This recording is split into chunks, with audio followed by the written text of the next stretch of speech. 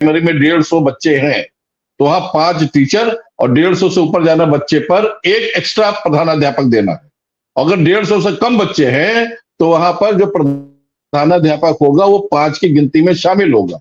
मगर ये लोग क्या कर रहे हैं कि सारे प्रधानाध्यापक को हटा रहे हैं। अब हमको समझ में नहीं आता ये प्रधानाध्यापक को कहाँ ले जाएंगे, विद्यालय का संचालन कौन करेगा, विद्यालय इंचार्ज शिक्षक के सहारे चलेंगे। इंचार्ज के आधार पे इलाहाबाद हाई कोर्ट में रिट पड़ी है, वहां पे दिया गया है कि जब इनसे काम लिया जा रहा 13-14 साल हो गए, इनको पदोन्नतियां आप नहीं दे पा रहे हो तो कम से कम इनको पदोन्नतियां नहीं दे पाए उसके बराबर आप वेतन दे दो। वो लोग वो काम तो कर ही रहे प्रधान अध्यापक का, सारी डीबीटी की फिटिंग करनी है, टोटल बच्चों की फिटिंग करनी है, पूरा 13 रजिस्टर उसकी फीडिंग करनी है, तो सब काम तो कर ही रहे बाबूगिरी वाला पढ़ाने के अलावा, तो आप उनको क्यों नहीं उसके बराबर दे देते हो? तो ये तो एक बहुत बड़ा गोलमाल है, बंद करने की तैयारी चल रही है बहुत सारे विद्यालयों की जहां 50 से कम छात्र संख्या है। तो स्थितियां तो इस आगे आने वाले समय में गड़बड़ हो रही है। मगर एक बात मैं जो कल का मामला उसमें कहूंगा कि 69,000 की भर्ती में जो टीचर्स हटेंगे, अब आप खुद सोचिए बड़ी मुश्किल से वो शिक्षक इन परिस्थितियों में उनको नौकरी मिली, कितने तो उसमें ऐसे होंगे जिनकी नौकरी मिलने के बाद शादी होगी, इसीलिए शादी रुकी थी कि नौकरी मिल जाए तो उनकी शादी हो, शादी ब्याह हो गया। तमाम ऐसे होंगे जिन्होंने लोन लिया होगा, नई शादी बाद मकान बनाने के लिए लोन लिया होगा। अब आप सोचिए अचानक अगर ऐसे 2-3 महीने बाद इनके ऊपर गाज गिरेगी तो जाएंगे कहां? सरकार को एक ऐसा रास्ता निकालना चाहिए कि इन सब की नौकरी भी ना जाए और जो बाकी जो लोग हैं, जैसे कल एक मैडम जुड़ी बता रही थी, तो जो याचिका करता है उन्हीं को फायदा दिया जाए तो कम से कम दोनों का फायदा हो जाएगा, हम लोग फायदा हो जाएगा, जो याची है और उनको भी फायदा हो जाएगा। तो हमारा कहने मतलब है सरकार कल से शुरू भी हो गई है और अभी साहिल जी ने बताया कि कल उनकी बैठक भी है, तो एक रास्ता ऐसा निकालना चाहिए कि कम से कम उन लोगों को भी नुकसान ना हो जो पहले से कार्य कर रहे हैं, और जिन लोगों का नुकसान हुआ 6 साल का उनको भी जो आरक्षण कोटे का पालन नहीं किया गया उनको भी इस दायरे में लाना चाहिए। जो नुकसान हो चुका कम से कम अब आगे के समय नुकसान ना हो, क्योंकि अब स्थितियां ये बनेगी, ये लोग सब सुप्रीम कोर्ट की तैयारी करें। कल रात से हमने देखा है, आज भी मैं देख रहा हूं, ये बाकी जो बच्चे बाहर होने की श्रेणी में आ रहे हैं वो सुप्रीम कोर्ट तैयारी करें, सुप्रीम कोर्ट जाएंगे मामला फंसेगा और उस स्थिति में जिन लोगों को आज डबल बेंच लाभ मिला है इनका भी मामला फंसेगा, ना ये सेवा में आ पाएंगे ना वो उनका वेतन रुकेगा। तो स्थितियां आने वाले समय में अगर इसको बहुत गहराई से सोचे तो बद से बदतर होगी। इसलिए सरकार को बीच का रास्ता निकालना चाहिए कि उनका भी नुकसान ना हो और इनको भी जो कोटे का इनको नुकसान हुआ इनको भी इस दायरे में लाया जाए। मिशा जी बिल्कुल आपने ठीक कहा। और मैं एक छोटा सवाल। नमस्कार, आप सभी जितने भी शिक्षा मित्र, जितने भी अनुदेशक साथी हैं, आप सभी को लेकर एक बड़ी खबर सामने आ रही है। ये खबर आप सभी के लिए बहुत ही महत्वपूर्ण होने वाली है, इसलिए वीडियो को पूरा जरूर देखें और अगर वीडियो अच्छी लगे तो वीडियो को लाइक कर चैनल को सब्सक्राइब कर ले।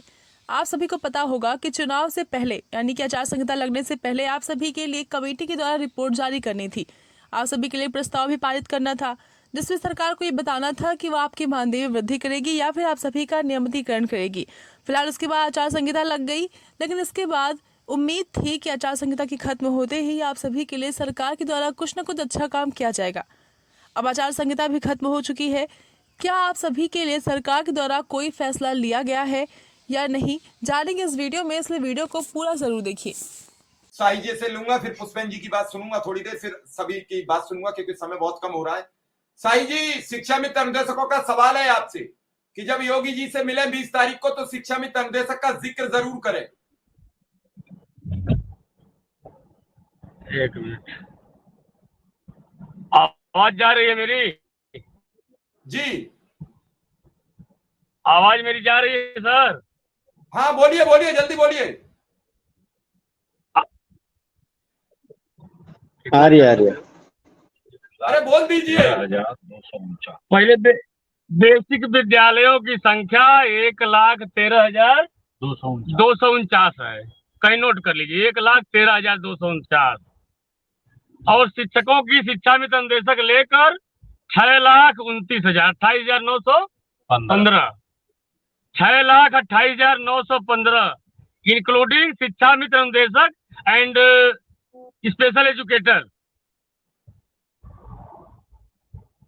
और विद्यालय की संख्या 1,02,000 13,000, 1,13,249।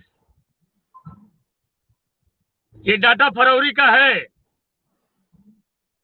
जिसमें तमाम विद्यालय कंपोजिट हो गए, दो अरे, एक पीस हो गया। साईं जी बड़ा गंभीर सवाल कर दिया, इसमें 30,000 बंद हो जाएंगे, यानी 25% बंद हो जाएंगे। हाँ, एक बंद हो चौथाई बंद जाएंगे। हो रहे हैं, तो एक चौथाई के हिसाब अभी से कम 1.5 लाख तो शिक्षक चले जाएंगे। मैंने कहा क्या कि 1.5 लाख मैकाले शिक्षक वाली हो शिक्षा जाएंगे। नीति अपनाई जाएगी क्या? कंपोजिट करके पिछले सालों में 50,000 विद्यालय मर्ज कर दिए गए, कंपोजिट करके। प्राइमरी जूनियर मर्ज हो गया, 50,000 विद्यालय जो प्राइमरी के। तब ये संख्या बनी है सही। 1,13,249।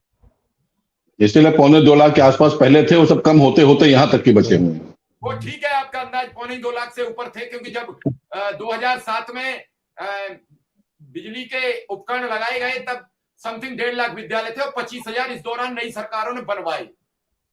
और 6,28,915 शिक्षक हैं, इंक्लूडिंग शिक्षा मित्र निदेशक, स्पेशल एजुकेटर। हाँ, अब बताइए शिक्षा में सवाल क्या है?